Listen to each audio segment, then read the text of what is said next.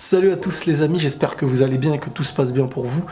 Alors dans cette vidéo, je voulais aborder un thème qui est le respect, la manière de se faire respecter, comment se faire respecter. J'ai très souvent discuté avec des gens, que ça touche des collégiens, des lycéens, et même dans le monde du travail. En fin de compte, on est tous un petit peu à la recherche de se faire respecter pour ce que nous sommes. Et c'est là le vrai combat.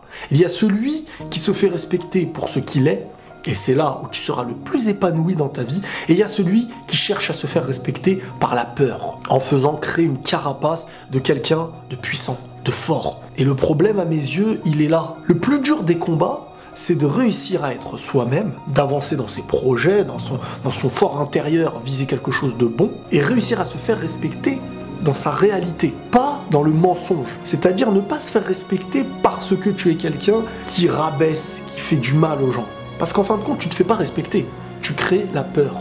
Cette peur empêchera peut-être que des gens t'offensent, mais toi, tu ne t'épanouiras pas en fait. Par exemple, dans le milieu scolaire, les personnes qui sont très souvent dérangées et à qui on manque de respect, c'est celui qui est isolé, qui est calme. Parce qu'à première vue, on se dit que cette personne-là n'est pas dangereuse et qu'elle risque de pas réellement se défendre. Donc pour augmenter notre ego et nous faire respecter, on va manquer de respect à quelqu'un qui n'a pas l'air dangereux. Et c'est là où on vient à la défense.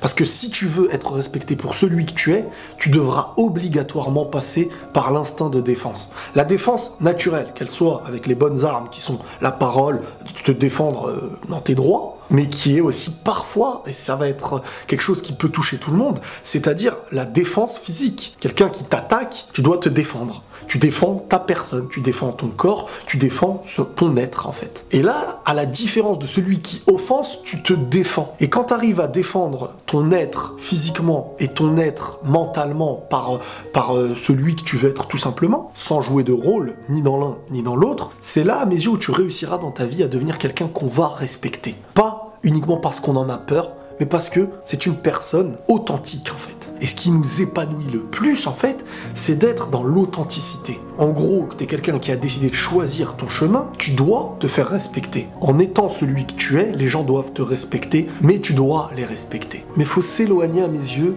de cette carapace qui est d'un jeu.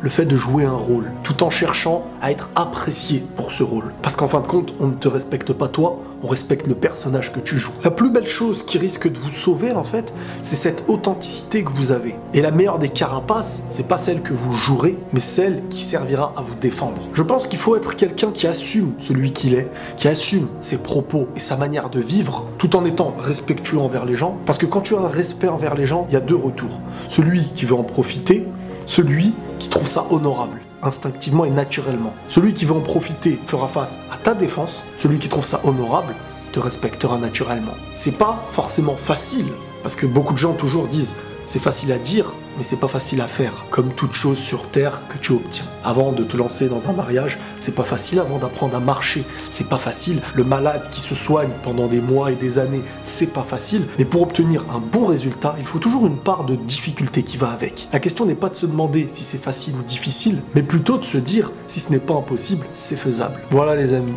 allez prenez tous soin de vous et la paix sur vous.